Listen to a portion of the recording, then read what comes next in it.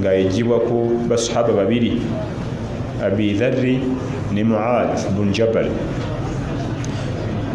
Bano bombiriri bava Madina.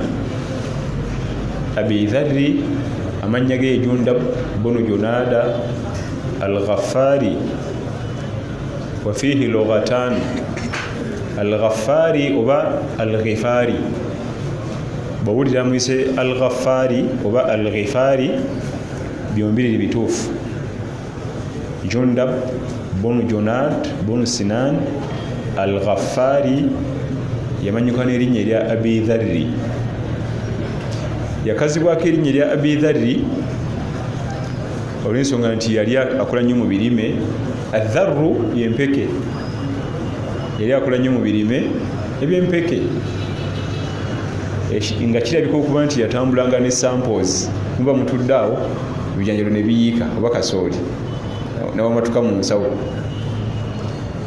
Mu njogera ya leero kirabika Abi Dharri yatambulanga nnyo n'empeke zimu mu ngoye oba bijanjalo oba binyeebwa, kati nga taggwebwako mpeke kwe kumutuma taata w'empeke n'amanyikwa n'erinnya eryo radiyallahu anhu warda. Batal min al-abtal, mulwanyi namige Abi Dharri Jundab bin Junada al-Ghifari. Takhallafa fi ghazwati Tabuk. Twali tusoma ntwalaba nti nabbi yalinga agenda mu lutalo sallallahu alaihi wasallama bakuŋŋaananga kubanga nabbi sallallahu alaihi wasallama tiyalina magye tigenda mu balakisi y'egindi ondeeteryo amagye 500. Bali babanga basajja bafumbo basula mu maka gaabwe, kati nga balina kusooka kukuŋŋaana alyoka ejje lisimbule. Naye bali bagenda e Tabuk,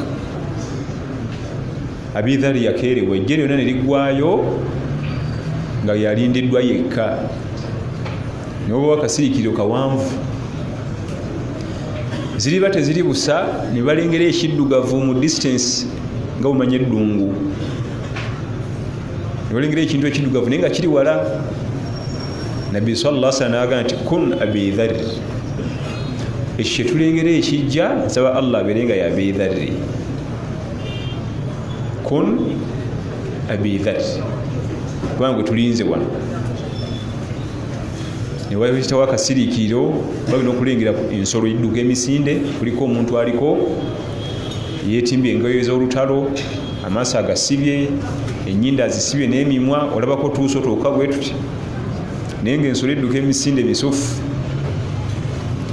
Wayita akabanga n'atuuka n'atola salaamu. Abantu bagamba nti ya Rasulallah, oyo omusajja gw'olengedde yeye Abi Dharri. Nabbi n'agamba salati yarhamullahu Aba Dharri yaishu wahdahu wa yamutu wahdahu wa yab'athu wahdahu wa yahshuru wahdahu. Allah asaasire omwami oyo Abi Dharri, awangala yekka era ajja kufa yekka, ne mu kuzuukira aliba yekka. Ekyamuwangazanga yekka nnimiro.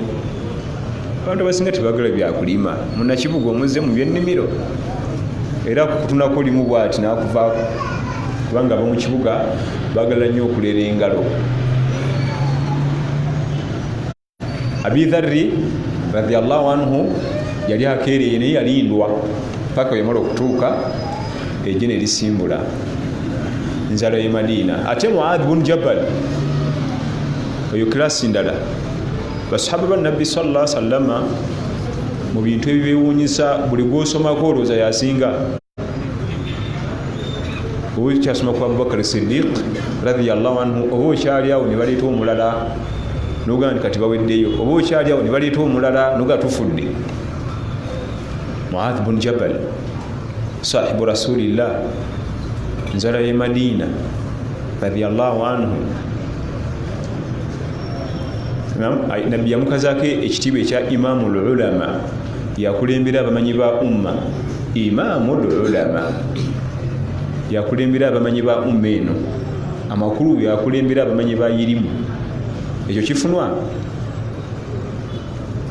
bwe kuba kusoma yali amaze omuteekera digiri, namwongere ya Quran. Man arada al-Quran omuntu yenna ayagala okusoma Qur'an agitegeere fa alayhi n'annyonnyola bwe yamenya Salim, Ubay ibn Ka'ab, Abdullah ibn Mas'ud, Mu'adh ibn Jabal yatikirako banna. Salim oyo yali musajja mumuddu. Ubay ibn Ka'ab oyitanga Salim mawla Abi Hudhaifa radiyallahu anhu. Ubay ibn Ka'ab radiyallahu anhu gwe babbulamu essomero lyaffe liri bwe bajja, oyo yali muzibu nnyo mu Qur'an. Abdullah ibn Mas'ud radiyallahu anhu ne Mu'adh ibn Jabal. Waliwo abagamba tewali nga kutikkula madiguli galingawo naye ng'atikkira ye Mukama waffe sallallahu alaihi wasallama. Oyo atikkiriza obulimba, oyo atikkiriza obulimba n'ez'obukuusa. Bwe yali atikkiriza Qur'an yatikkirako bana. Waliwo ez'entalo ba Khalid ibn al-Walid bafuna za ntalo kulwana n'endala. Naye Mu'adh ibn Jabal n'afuna ey'okubiri ya Qur'an. Baba kyali awo n'amwongera endala, a'lamu nnaasu bilharami walhalal, yasinga abantu ba umma eno okumanya haramu ne halal. Ani? Mu'adh ibn Jabal. Naye mu byewuunyisa yafiira ku myaka emito, myaka 35 radiyallahu anhu arda, myaka mito nga bali bamulinamu essuubi eritagambika okugasa umma eno mu ilmu oluvannyuma lw'okufa kwa Nabbi sallallahu alaihi wasallam.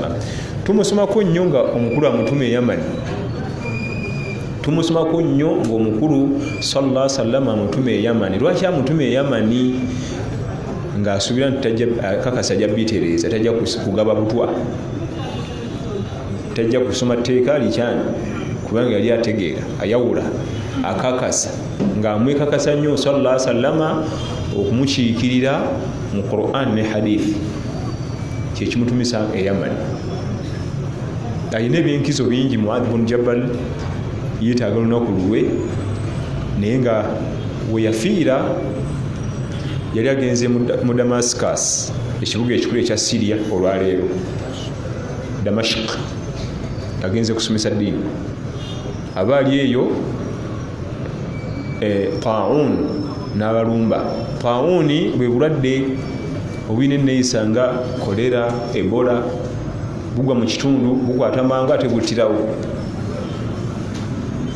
Abaali eyo obulwadde bubagwamu ku mulembe gwa Umar ibn al-Khattab radiyallahu anhu nga ye amir. Amawulire ne gatuuka e Madina nti omusajja waffe ali mu Damashq ate obulwadde bubatta okukamala. Umar radiyallahu anhu n'amuweereza ebbaluwa ku maweeka, ojja kufiira eyo. N'abasomesa, Mukama waffe yatugaana singa oba ogenze eggulu ne bagamba nti eggulu waliyo Ebola tufuluma, ekyo omubaka akigaana sallallahu alaihi wasallam. Singa oba oli ggulu oba Arua oba Kabaale ne bagamba nti eno balangiridde nti district eno ejjudde Ebola tofuluma, kiri haramu. Abaliyo tebayingira, abaliyo tebafuluma, n'abataliyo tebayingirayo. Ku lwaki? Endwadde ey'ekika ekyo esaasaana mangu, ate muveeyo muleetere eno mu masaza amalala etali. Mu'adh ibn Jabal n'awandikira Amirul Mu'minin Umara sinsiva bwanno. Amiru addamu amuwanika nti sinza amiri nti yegwa amiri naye sinza kuva ku bya mubaka sallallahu alaihi wasallam nzire ku bya amiri wange, ndi musajja mugonvu ebitagambika. Awo okawalo irimu gye yabawa gye bayita bamanyi. N'addamu n'amuwanika n'amugamba nti ku irimu gy'olina umme kwetaaga nnyo, bw'onoofiira eyo. Agenda okufuna ebbaluwa ey'okusatu ng'Ebola omukyala amaze omutwala, amakulu kati ali mu nju ye, yayingidde. Era wekitiibwa Mu'adh ibn Jabal yafiirayo Ebola ku myaka 35 ey'obukulu. Yaluma nnyo Umar ibn al-Khattab radiyallahu anhu, omusajja w'oyo omumanyi nakinku, naye Allah n'amutwala ku myaka 3. Teriyo muntu yenna ayinza kusoma byafaayo bya Mu'adh ibn Jabal n'otamwegomba obulamu bwe. Mu bimu bye yakolako e Madina awo, jjukira nti nabbi we yafiira sallallahu alaihi wasallam Mu'adh ibn Jabal yali Yaman. yali amutumye e Yamani nabbi n'afa ne bamuziika. Abubakari n'akwatamu n'afa ne bamuziika.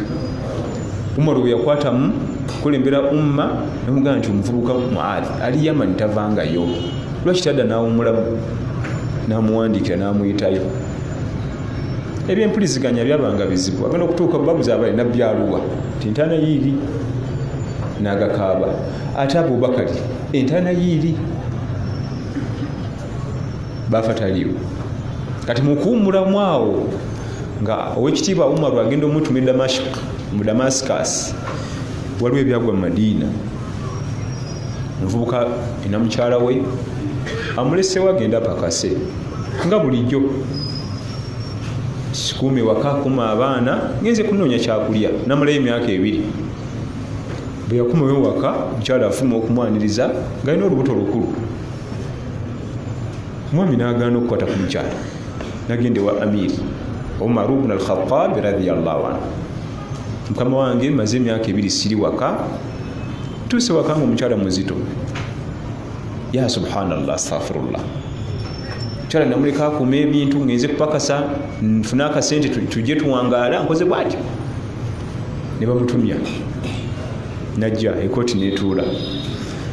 Maama twagala kumanya ono balamaze ebbanga ki nga taliiwo, ti myaka 2 ate ng'oli muzito. Kati tuwulira nnyinanyini lubuto nti oyo baze oyo ti otugende nti emyaka 2 nga takola ki taliiwo, ate ogamba otya nti enanyini lubuto. Ekooti yonna neeraba nga omukyalo n'omulimba. Mu byewuunyisa ow'ekitiibwa Muadh ibn Jabal radiyallahu anhu yali atudde wali asirise. Ne bamwongera omukisa ayogere ekituufu ng'alina anseri oyo baze enanyini lubuto lwo. Owekitiibwa Umaru n'alaba nga omwana ono omuwala asusse, alabika okuba nti yakola obutambuze ate alina ku bantu abalimba, n'akyusa face. Owekitiibwa Muadh ibn Jabal n'awanika omukono radiyallahu anhu. Yali amanyikiddwa Muadh ibn Jabal bwe yeetaba mu nsonga etteba nnyangu ya kuseseetula singa ateekawo ekigambo bw'ati. N'amugamba nti ya Amir, omukyalo oyo muweeyo omukisa gumu, nsaba muwe omukisa gumu. Buluwa agende bw'alimala okuzaala omwana oyite ekooti eno eddemu etuule. Ne bagenda. Ebyaddako byewuunyisa. Omusajja nnyini mukyala eyajja okuloopa yajja agalangatana n'ekisero ky'entende birabo bya Umaru ng'amwebaza obutatta mukyala we. Biki ebyaliwo awo? Kumbe bambi omukyala ono omwami agenda okugenda olubuto lwali luguddemu, ate omukyala asobola okuba n'olubuto emyaka 2. Olubuto lwali lwabba. Baategera batya? Omwana nga yafaanana kitaawe ate yakulirayo munda, yalwayo nga yabafaanana balinamu n'obulemu nga n'omwana abulina. Waliwo famire ejjanga erina obulemu oluusi ba mu mannyo gano ag'omu maaso nga gagenda mu maaso bwe gati, byonna nga abirina. Owekitiibwa Umaru n'amugamba radiyallahu anhu nti nze siyinza kulya ku ntende era ekyo ekisero sijjamu wadde neegi za Muadh ibn Jabal, nze nali sibitegedde. Kwata entende zo weetikka ekisero ogende wa Muadh ibn Jabal ozimuwe. Ate ekooti yaddayo okutuula. Amakulu ye Muadh ibn Jabal yali yalengedde dda kyomukyalo nasobola okuba nga teyatambula ng'omwami yamulekera olubuto. Ate era si kamogo omukyalo okuba n'olubuto emyaka 2 kikaba kamogo. Oba bali musibako Abaganda nti bamuloga lumulemereko. Olwo nga batandika okutabala ensaasi. Si kamogo era si zambi, kisoboka n'okusoba mu 2. Oyo ayitibwa Muadh ibn Jabal radiyallahu anhu arba. Nannyini erimu empoomu, mulenzi muto. Lumu yali Damashq mu masijidi emu ng'asomesa. Waliwo kabaka yali ayitawo n'alengera abantu nga bajjudde bangi, n'abuuza abambowa be awo waliwo ki? N'agamba nti waliwo omusajja wa Muhammad. Tebaali basiraamu. Waliwo omusajja yavuddeyo Madiina naye wa Muhammad, kati abantu gwe baze okukola ki? Okusoma kwa ilmu. N'agamba basajja mu nkyamyewo tulabe. ate yavaayo nga tatodde shahada yatunira omuvubuka akunkumuka ebigambo ebyebbeeyi ebibuulirira omuntu nadda mu layini kabaka eri bali mu kukwata bakyala kukola ki kulwanagana kubba maali yava watodde shahada naye bamubuuza kiki ndaga nalabye omwana omuto ebigambo byayogera bya kisajja kikulu sibiwulirangako nga ndi ku kinzi ebyo bitonotono kuwa ekitiibwa Muadh bun Jabal radiyallahu anhu wa arda ne munne Abi Dharri bonna bannamadiina obuzaali bwabwe be Madiina radiyallahu anhu bombiri batugamba nti anna rasulallahi sallallahu alaihi wasallama yatugamba omukulu ittaqillaha haythu ma kunt fi'lu amri wano kiragiro ittaqillaha haythu ma kunt tya Allah tabaraka wa taala wonna woba oli katale oli mu lujjudde oli wekka teryakulaba oli mu kifo nga teryakumanyi abamu abalina ku ssente nga balina emitima egirimu agalwadde bwayagala okukola obwononefu n'obuseegu n'obukaba agenda gye batamumanyi kubanga wano bwanayingira loogi bajja ayinza okuba afuna naye asanga amumanyi ne bwe kiba kyetagisa gula tiketi ya nnyonyi agigula mwanadamu akwewunyisa akwata omutwalo gwa $, naye ng'agenda kusinkana mukyala mu dakiika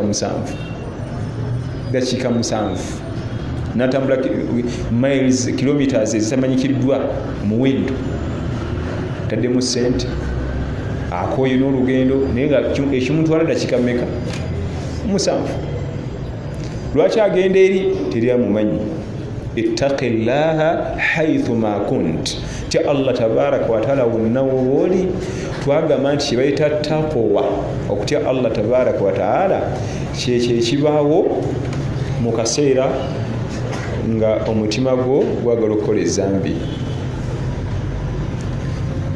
mu kaseera ng'omutima gwo omwoyo gwo obuwulira nti ezambi ekintu ekyo nkyetaaga ate kiri haramu resistance gyogenda okufuna mu mutima taqwa era taqwa nabbi yava tugamba nti sallallahu alaihi wasallam tuyinza kugiraba attaqwa hahuna attaqwa hahuna attaqwa hahuna wa yushiru ila sadirihi 3 okutya Allah kuli wano okutya Allah kuli wano okutya Allah kuli wano ng'asonga ku kifuba kye emirundi 3 ani sallallahu alaihi wasallam kubanga taqwa terabika ate ogiraba ogijjewo tya Allah wonna woba oli mu kussa amateeka ge mu nkola n'okwerwanako shaitaani ereme kukumegga okwerwanako waliwo abantu abamu nga bw'aba asaala mu bantu esola agiteekamu kasipiidi katono naye ate waba yeka eyo ekibeera awo kuba teryamukola ki amulaba tya Allah wonna woba oli ossa amateeka ge yakulagira mu nkola wadde oli wekka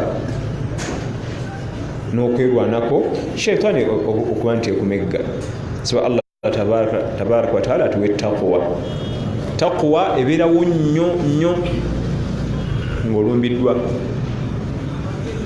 essente oziraba nnyini zotategedde nti zigudde olina obwetaavu bw'amaanyi eri ssente ezo otunula ddyo kono teryakulaba n'ogenda nti waayi ssente zo zigudde ziizino eyo gyebayita taqwa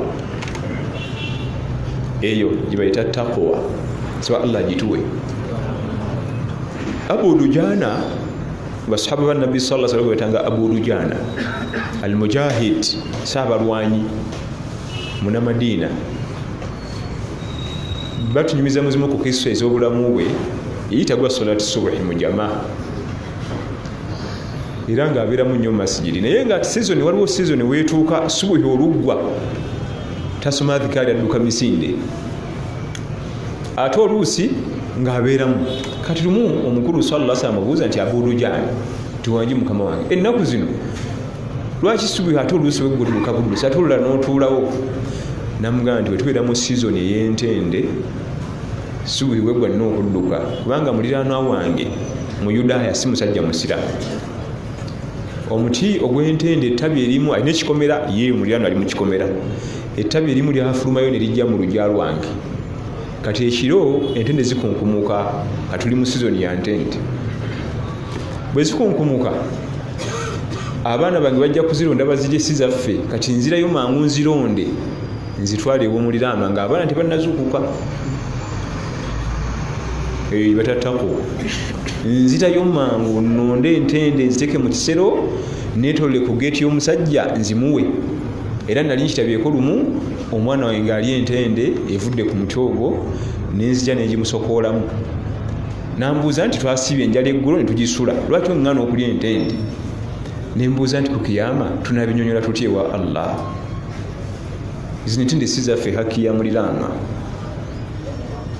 amaziga agaali mu muzikiti awo Abubakar bwe yawulira ebigambo ebyo radiyallahu anhu n'agenda ewa muliraano wa Abu Dujana namugamba guno omuti gw'entende nkuwemu sente mmeka namugamba nti omuti ogenda gukuulayo ogutwale kiki nti gunguza obulamu bwo bwonna obusigadde gube gwange n'agumuguza bwe yamala okugumuguza namugamba nti kati entende ezivaako ziwenga muliraano kati amubuuza nti omuliraano gw'oŋŋamba tayagala ntende buli kanaku entende zigwa eri akira zireeta wano talyanako wadde namutegeeza nti oyo omusajja gwolaba atuwulidde embeera ze naye ekimuleese entende ezo buli kanaku n'okukeera okukola bakeera abaana be balime kubanga bo bato bwe banazuuka ne bajja mu lujja bajja ziraba ate ng'enjala ebaluma ebyaddirira ku musajja omuyudaaya atoola shahada ti bulijjo omusajja ne bwankeera nga nkyebase abaddusa baana kibambulira abaddusa baana talina ku kiyama kutandika kutotola talyangako neegi yasusibya enjala eggulo n'agisula talyangako naki etakwa tusaba Allah tuwe takwa Allah abamanya baga nti Kristo erimu navar ekyafaayo ekyo kirimu ebimu bitali bituufu naye nga ye Abu Dujana radiyallahu anhu yali musajja mulwanyi namige sahibu rasulillahi sallallahu alayhi wasallama ittaqillaha haythu ma kunt wa atbi'i sayyi'ata alhasanata tamhuha hadisi erimu ennyingo ssatu esoose kutya Allah wonna w'oba oli ekitali kyangu kyakufuna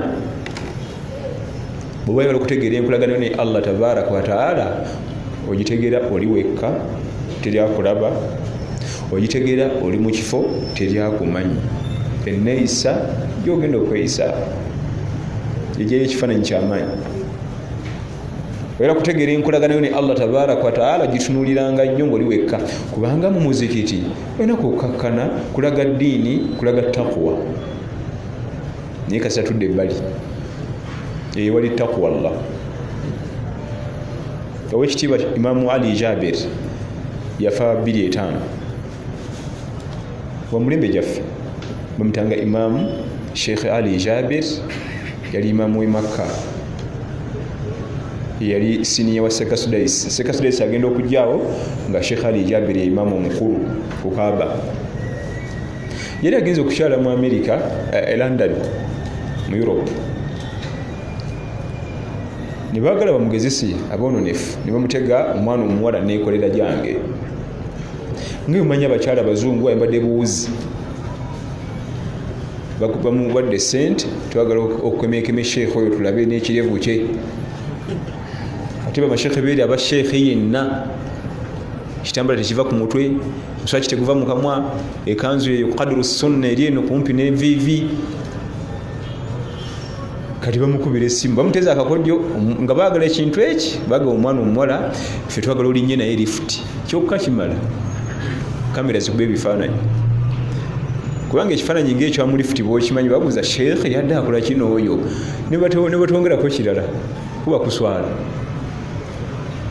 ekyo ekifaananyi ne bakifulumya ne bawandiise ku kagambo naako buli akituna kaaga nti ate bano babadde ludda wabala ono ali mu kanzu alina ekirevu yeebikiza ekitambaala jubba Sheikh bagenda bamukubira essimu nga omanyi ebyotereza ez'ebbeeyi ku reception wano wansi waliwo akwagala ali waggulu mukalina naga kanzije yaga nti yafuluma mu lukuubo n'asangamu omwana omuwala ate yambadde bulungi n'amuyitako n'agenda n'anyinga lifuti n'alinda omwana n'ajja n'ayimirira Sheikh aba ayingira lifuti n'omuwala n'agiyingira Sheikh n'agifuluma nambuuza lwaki namugamba nti nze ndi imaamu wa kukaaba sinza kutambula naawe ng'oyambadde bwotyo abadan genda yafuna lifuti endala kamera ziri wansi lifuti bweggula bweti zikube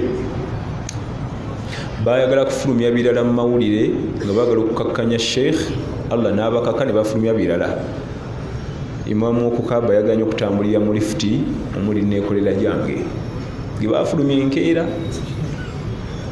ekifaananyi kya neekolera gyange nga kiri wali ne Sheikh ng'ali wali kubanga lifuti bwe yajja neeggula nga bwegimanya eggula lumu bweti kamera nezikuba ebimyanso bambuuza nti ate akakodyo ke twakuteze sente zaffe olya za bwereere nti omusajja agaanyi aŋŋembu ye imaamu simanyi zikaaba simanyi kaaba baziririddawa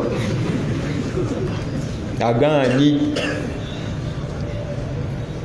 atuka ku reception abuuza nti bamwe bano waliwo njagala nti sina gwe twalabye ani agambye kumbi bali boononefu naddayo jubba ze kirevu kye kanzu ye so Allah tuwe taqwa Allah omulala omwononefu tawoomererwa buboomererwawo ataladhadha tuna ku mukyala ali bukunyakunya n'atandika okufuna ekiwoomereze aga tugende babanga basajja basajja basalafu salihin saba Allah tabaraka wa tunyweze wa atbi as-sayyi'ata al-hasanata tamhuha gobereza ekirungi ku kibi ky'oba obuddemu kijja kisangula gobereza wa atbi as-sayyi'ata al-hasanata kino ekibi ky'oba obuddemu teekawo ibada endala ennungi awo tamhuha eno ibada ennungi ejja kusangula kiri ekibi as-sayyi'a gyezambi ettono tulinayo kabair ne sagair amanene n'amatono ezambi erisangulwa mu mbeera efaanagana bwetyo ng'omuntu aliguddemu n'agoberezaako ekirungi liba ttono amma al-kabir eddene lya tawba ya ayuha alladhina amanu tubu ila llahi tawbatan nasuha abange mu abakkiriza mwenenyewa Allah olwenenya olwasikyaddira wano kibategeeza sallallahu alaihi wasallam nti oba n'ensobi gy'okoze mu ntonotono baako ibada endala gy'okola esangule bweno osangule olina ezambi era ng'ensangula ziri bbiri buli wokola ensobi erina obuufu bwereka ku mutima ng'okuleeta obunafu mu ibada Allah atukolera ebintu bibiri buli wokola ensobi oba buli wokola ezambi Allah akuggulirawo emiryango gy'amazambi amalala kati olina okulaba ng'olina access ku liri neriri kubanga buli wokola ezambi Allah akunyiigira ate buli wokola ibada Allah n'agisiima era Allah akuggulirawo emiryango gya ibada endala ogenda okulaba nga salati dhuha ebadde kumenya tekyakumenya abadde asiba ku madi n'olwokuna nga byali bimuzitowerera luli kati agenda okulaba byangu era bwebuufa obuva mu ibada buli wokola ennyo ibada nga n'endala Allah azikuggulira era bwebuufa obuva mu mazambi buli mwanadamu wagenda mu mazambi yayongera kweyongerayo ebikolwa ebyabasajja bagenda eri basajja bannaabwe biva mu kuba nti nezambi eryokugenda eri abakyala lisuusa obungi kaniriri baliggula kati ate neriri balikoze eki baliggulidde ekivaamu nga neriri bagenda okulaba kati ate n'ebisolo ng'asala ne layini ate endala abeera mu kusala layini kwokka yeyongerayo bwebito Allah tabaraka wa taala kakati kyatugeeza nti wa atbi as-sayyi'ata al-hasanata tamhuha bw'oba okoze ekibi goberezaako ekirungi kijja kukisangulawo kibasoka okusangulawo kwe kutereeza omutima guleme kukola kibi kirala Allah aguzze mulayini oba olina ensobi gy'okoze jangu yamangu nnyo okukolawo akalungi omutima gusobola okudda mulayini oba si kyo gwa gutandika okuva ku layini kubanga omwanadamu lwagwa mu zambi waliwo nuqtatun sauda akatonyeza akabulaka akagenda ku mutima bwayongera eddala nga bufuka bubiri ekikulu amakulu omutima bagenda bagulya kati tamuha kisangulawo liri ezambi okusookera ddala mu mutima akabulaka kali kaveeko ate ekyokubiri mu bitabo tetugende nti bamalayika basangulawo wali bwe bati kubanga omwanadamu bwakola ezambi waliwo amazambi getugwamu swala gatukingirize bamalayika ne bakuwamu time kusinzira ku programu Allah gye yabawa okuwandiika ekintu ekyo tulifenna kyabula tugamba nti wa atbi as-sayyi'ata al-hasanata tamhuha as-sayyi'a huna as-saghair mazambi amatono tulaba Allah tugamba nti wa aqimis salata tarafay an-nahari wa zulafan min al-layl innal hasanat yudhhibna as-sayyi'at dhalika dhikran lidh-dhakirin sababu nuzul mu aya eno Allah agamba nti imirizaawo esswala ez'emisana n'ekiro imirizaawo esswala ez'emisana n'ekiro kubanga esswala za miteeko ebiri ez'emisana ye dhuhuri ne asir ezisigadde za kiro ku lwaki Allah tugere tuyimirizeewo esswala ezo kubanga emirimu gyaffe emirungi gisangulawo emibi eno nabbi sallallahu alaihi wasallam ayino Allah yagimusaako oluvannyuma lw'omwami waliwo abantu abamu balowooza nti basahaba ridwanullahi ajmain nti ejanaba bagijja ku kakeeka wala abantu bangi balina endowooza bwetyo tiba Abubakar Siddiq radhiyallahu anhu ejanaba bagijja ku ki ku kakeeka ani yakugamba na omwami yali muvubuka muto si mufumbo bali mu katale Madina sawa za kumacha batunda ne wajjana lulungi avuga nsolo nobalagavu nkyala entende zimu ebika nga ine ekika ky'entende zina ebika kumpi nga 70 ebijanjalo tebiri mu bika n'entende zina ebika omukyalo n'ekika ky'entende kyeyali ayagala nga kibuzeemu mu katale omuvubuka onaga nti nalulungi ono mukoledde ki namugaa nti ezo entende zoyagala nzirina naye obuzibu zirika mu sitoowa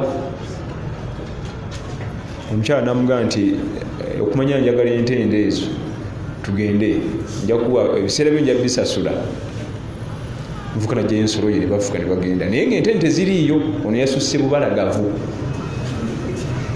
yasusse obuki obubalagavu batuuka ewaka omugenyi n'okunywa ku mazzi omugenyi bamwakuka okulya lindako entende zijja ne bagenda mu nsobi waliwo ensobi gye bagwamu era ng'abatonde omukyala n'agenda entende tezaaliyo ebiseera ebisinga omuntu alimu ku ddiini mu mutima olumala okukola ensobi omutima gukola ki guzuukuka naga nti ate kati neezalidde akalimu obuwuka ng'anaaba ng'akomawo mu kibuga kutuuka mu kibuga nga dhuhuri etuuse ayagala nabbi sallallahu alaihi wasallam esanga bakimisala nga bagisala nga bagimala agenda w'omukulu ya rasulallah nina byenkugamba nina obuzibu tulinda kutumala azikaati wamulanga jamuga nti embeera ebadde bweti ne bweti mu katale mukyala azze mubalagavu alina entende bulabulabula mulimbe erimbe tugenze eka nitukola abcd nabbi nasiriikirira sallallahu alaihi wasallam namubuuza nti osadde naffe dhuhur nti nsadde namwe dhuhur namusomera nti innal hasanat yudhhibna as-sayyi'at bwe tuba tukoze ensobi tukolayo omulimu omulungi Allah gutusangula kugenda mu riwaya ezimu batugamba nti yamugaa nti osadde naffe dhuhuri nti genda omuvuka namugaa nti mbuuza bya bwenzi ate gweyogera ku dhuhuri eno sala buli bwenzi ekyandeese kubuuza bwenzi buli si sala nabbi namugaa nti namusomera etteeka lino nti innal hasanat yudhhibna as-sayyi'at bituba tugudde mu nsobi ne tukola mulimu omulungi Allah tusangulako guli naye ekyo kyaliwo qabla nuzuli rajimi nga amateeka g'obwenzi ag'amayinja n'ekibooko 10 tebinnakka kubanga ajjukira nti Qur'an yali ekyakola ki ate yajjanga musolesoole nga tebinnaba kubaawo era abaddamu okukola ensobi ezo ate babalamuza aya endala ez'amayinja n'ekibooko 10 teeka bulungi ekisooka ekyokwiga ekiri mu kissa basahaba ba nabbi sallallahu alaihi wasallama bafunanga nabo okusoomozebwa nga kuufuna sobola okulaba omukyala nawulira nga amuyingidde muki mu mutima so si nti bo ejanaba gijja kukakeeka kunywera kuguma ekyokubiri bo balina omukisa gumu we yalinga abisobezza nga dduka mangu w'omukulu sallallahu alaihi wasallama ate mu riwaya ezimu musabu nuzuli eno bagireeta nga tugamba nti omuvubuka ono teyaba naye mu buliri bakola byonna naye tebeegatta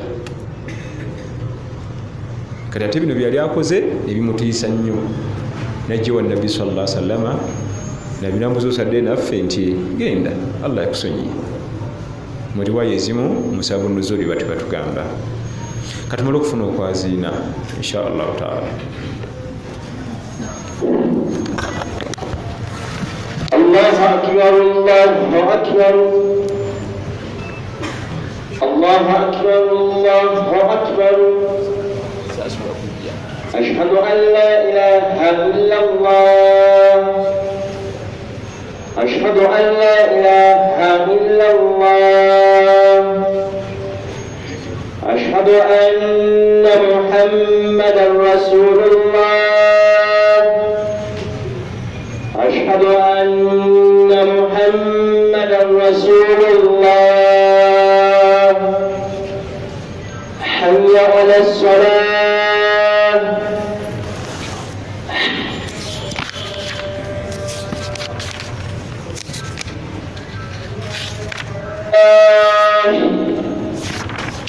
حي على الفلاح الله أكبر الله أكبر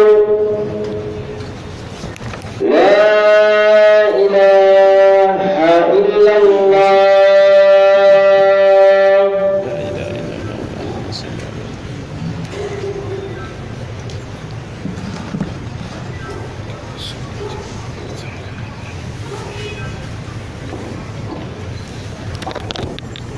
الحمد لله وبه نستعين وبعد enyingo eyokubiri wa atbi as-sayyi'ata al-hasanata tamhuha ogobereze ekirungi ku kibi ky'oba okoze Allah ajja kikusangulako naye ebyo biri mu bitono kubanga nabbi atugamba sallallahu alaihi wasallam mu hadithi emu nti as-salawatu al-khams wal jumu'atun ila al-jumu'ati wa ramadanun ila ramadan mukaffiratun lima bainahunna idha jitunibat al-kaba'ir eswala 5 n'ejjuma ku jjuma ne ramanzani ku ramanzani Allah akusonyiwa ebibadde wakati awo ebbanga ly'omala nga weesambye amazambi amanene eyo hadithi etegeeza ki basonyiwa matono batonyiwa maki bw'olabanga enjogera ya hadithi eyagaa nti bw'osiiba mande n'olwokuna bw'osiba yawmu arafa Allah akusonyiwa amazambi g'omwaka oguwedde oba ogujja oba bategeezamu matono kubanga amanene ga tawbatan nasuha olwenenya olwasikyaddira amanene gatambulira ku lwenenya olwasikyaddira amatonotono kati nga yawmu ashura omuntu agenda akole zina sarika kubba nabiki byonna agumikize essaawa 12 enjala nti biriba bimusonyiwe eba ekyali ddiini tawbatan nasuha ebyo bisonyesa amazambi maki matono wa khaliqi nnasa bi khuluqin hasan wano wali kalumanywera wa khaliqi nnasa bw'oba ogenda kweyisa empisa zo zibeere ennungi, weeyise enneeyisa ennungi mu bantu bayise bulungi. Kiki bayita empisa? Bye bitende ebirungi ebitendebwa ku mwana Adamu munda ne kungulu, kibayita al-khulq. Empisa biba bitendo ebirungi ebitendebwa n'omwana Adamu oyo munda ne kungulu, so si wamu wokka. Osobola okuba ne munnammwe ku mulimu nga alina empisa nnungi, naye genda ekoyogereko n'omukyala, genda ekewe oyonyumyeko n'omukyala we, oyo otegeera nti oyo munnammwe tabangako na mpisa nnungi, oyo aba talina mpisa. Kyebayita empisa biba saidi zombi, munda ne kuki. Lwaki munda ne kungulu? Bwe kiba nga kiri munda ne kungulu, ne bwanadde eka ewa mukyala we ajja sigala nga yoyo gwe walabye ku mulimu. Nolaba omuvubuka mukkakkamu ku mulimu ng'ewaka musirikale red top, ngoza okuwuza nti bali bennyini abanoonya abagenda mu kibira okunoonya batebe, naye nga ku mulimu wano mumulinnyako ne mugenda, era nga ku mulimu mumutenda n'empisa zonna ennungi. Aba talina wadde n'akatono. Ebitendo ebirungi ebitendebwa ku mwana Adamu munda ne kungulu, era y'eddiini yaffe y'Obuyisiraamu. Kubanga Nabbi sallallahu alaihi wasallam nti aktharu ma yudkhilu nnasa aljanna taqwa llahi wa husnul khulqi. Ekigenda okusinga okuyingiriza abantu ejjaana, ennamba ennene egenda okuyingira ejjaana eba n'ebintu bibiri: kutya Allah n'empisa nnungi. Ebyo bye bigenda okusinga okuyingiriza abantu ejjaana. Ate birongo tuyinza kugaa nti alina eddiini, alina taqwa Allah naye talina mpisa, tekisoboka. Anti aba avuma abantu ate eddiini tekkiriza, abamulimba ate eddiini tekkiriza. Kati eddiini gy'otugamba gy'alina eruwa? Omubaka sallallahu alaihi wasallam bamubuuza, ye yabuuza, ojja kusanga omukyala nga ku duniya kuno yafumbira omusajja n'afa, n'afuna omulala. Kati mu jjana bonna bali bafunye ejjana, oyo omukyala agenda kuba wani? Ono yasooka omuwasa ali mu claiminga obuno owokubiri nti nze nasemba naye. Omukyala yafumbirwa omwami, oba n'avaayo, oba omwami n'afa, n'afuna omulala, nabo nga afudde alina abaami babiri. Mu jjana bali bafunye ejjana bombi, omukyala oyo agenda kuba wani? Nabbi n'agamba nti ahsanuhuma khuluqa. Teyagamba nti yali bayanga yasibanga nnyo Mande n'Olwokuna, yali asinza kiyamu layiri ng'asaala ekiro ne Qur'an asumiriza omukaaga. Yagamba nti aliba yasingako ku bonna empisa ennungi yali omutwala. Okumanya empisa ennungi zaasukka, omuntu alina empisa ennungi asobola agenda zitewa ku kiyama, ayite kuba siyamu naharu qiyamu layiri. Abasibanga Mande Lwakuna nnaku njeru ne bayimuka n'ekiro nga ye teyabikolanga, naye olw'empisa ennungi agenda kubayitako. Kulwaki? Ekitendo kibayita okutya Allah tabaraka wa taala kisibuka mu mpisa. Ekitendo kibayita nti oyo musajja ategeera Allah we, amwagala, amateeka ga Allah we agakwata n'aganyweza, gasibuka mu mpisa. Naye teweerabira nti ebikwetoolodde okusuza empisa z'olina bye bingi, tezikuumika. Ojja kukuuma empisa, ogezeeko okukuuma, onakunojjola, onakutankula ovemu ebigambo omuvumeevume. Kubanga ebiseera ebisinga empisa zisibuka nnyo ng'onyiize. Wakati mu busungu bw'osinga okusibukira empisa, osobola okuba nga wadde ozikuumye, owulidde, naye ebyagala okukusuuza empisa bingi. Bujjo tulaba nno ng'omusajja omwevu naye wulira ekivumo kyamuvumye ng'akubyewo egambo bweriki, akooye, ngumiikiriza nkooye, kakati nze mbakolera eki, nange ndi mwana Adamu, nyiize. Ebitaataaganya empisa, balogo olina eka alakusuuza mpisa, omukyala gw'olina eka alakusuuza mpisa, omwana gw'ozadde alakusuuza mpisa, banno ku mulimu, mu takisi mw'ojjira, kondakita, waliwo n'ogwotunira ng'akwerijjako, naye n'otunira kiraasi ekwerijjako, n'omutunira okuva ku kitogi paka wansi. Ye tomubuulira ebyo, tulage ku mpisa. ebirwanyisa empisa zife zisibuke biba bingi. Kyevudde olaba nga Nabbi sallallahu alaihi wasallam alaga nti eddaala eryo ddene kubanga ate ebirwanyisa layiri n'okusiiba ate bitono.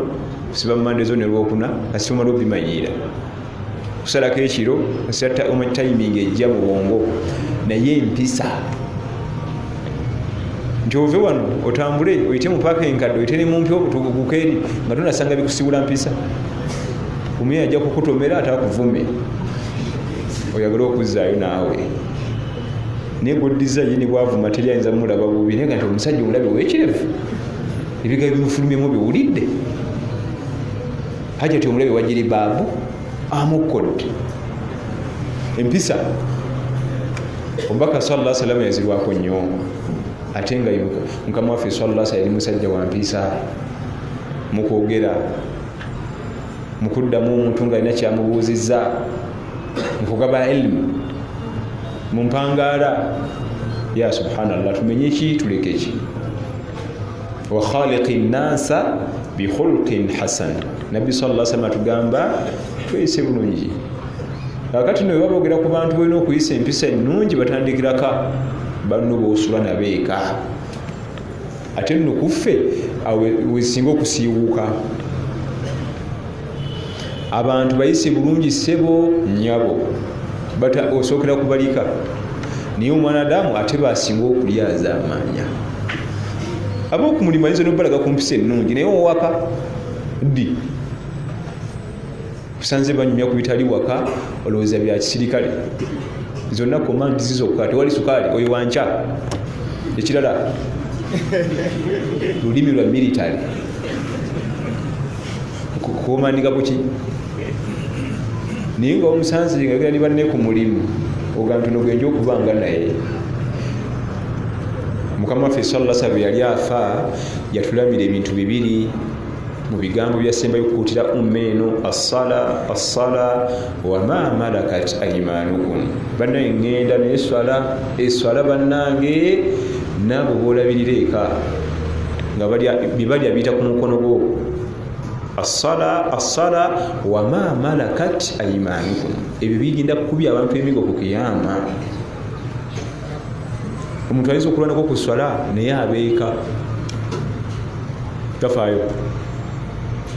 Mukyala mulekera mutwalo gumu ate ye lanchi eye ya mutwalo 6 kyokka ye ali omu ewaka waliwo maidi waliwo abaana 6 mutwalo ogwo ye breakfast ye lunch ate kyekyeggulu ye nga ye omu ali mutwalo 6. Obwo teba bulyaza amaanya jamaani, obwo teba bulyaza amaanya. Bw'omugamba kwaga nti nze yingini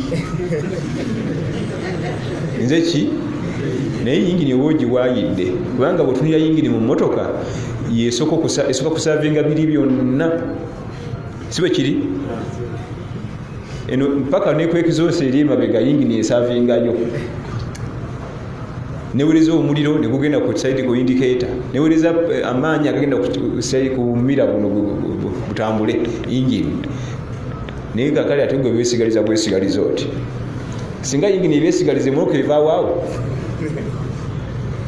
awo yingini ogiwaira yingini teriraza amaanya banne waayo byonna ebaweereza. Ya subhanallah, tye ku Mungu jamaani. Omusajja alina okutya ennyo Allah tabaraka wa taala ku mwana oyo omuwala gwe twakuwa ssebo. Tya nnyo Allah tabaraka wa taala mulyaza amaanya muntu akoowa alwala alina ebyetaago ate ojjukiranga nnyo olunaku lwe wajja ewaffe nga weegonza nti masitula mwagala. Tunulira abantu abo bayogera nabo ne bagamba nti tukkiriza okuwa masitula bawe ku kitiibwa, naye wajja weegonza tumukuwadde dakiika 2-3 mbuze ndi siteboni ndi kiyaye awo kati mbuuseewo sikyaliwo nsudde mu nnyumba ddusi. Yeerabidde olunaku liwo yajja wa musajja mukulu n'amuyitamu ensonga ze nzisitereera masitula ng'ali eyo njagala gitubeere nayiwa. Otyanga nnyo abantu abo ne bawo ku kitiibwa. Ekisembayo ku nsonga eyo bw'oba otegeera engeri gy'olina okukwatamu mukyala wo bw'aba yali azaddeyo ku mwana omuwala owuwo omutunulire nga bwoti omwana w'omuwala n'oli muteeke mu kategori nti wuwo owandisiimi bamulyaza amaanyi.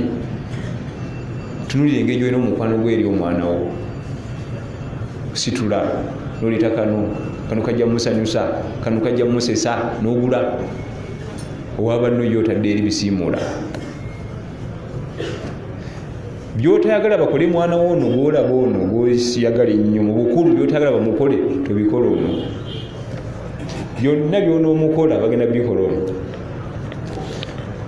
Kubanga enneeyisaayo mu duniya erina akakwate ku baana bo. Enneeyisaayo mu duniya erina akakwate ku baana bo. Bwe kaba kalungi bagenda kugabana baraka, bwe bubanga weyisa bubi bagenda kubona bala ne duniya. Omwana abuzeera bife duniya twakolako kumbe taata yakalwa ensambulira nga tugwe wafana dde oluusi tuli fenna tuluuza nti tuwangala mu buwangaazi odigide ofune omwana abaana balekaawo gwofe ogende olina obufu bakola emikululo gyo balekera bagenda okutambulira. Sawalakize tuganywe mu bigambo bino. Tufune ebibuuzo bibiri akadde kagenze inshallah. Wiiki ejja tulabika tugenda kutandika okugera ku hajj ne al-adahi okusala ebisolo inshallah. Banagenda okulamaga n'abatagende ensonga za hijja olw'ensonga enkulu n'okumanya ennyo ne bana abasigadde nga tebagenze kulamaga mu mateeka agabafuga inshallah wiiki ejja. Wallahu a'lam. Naam.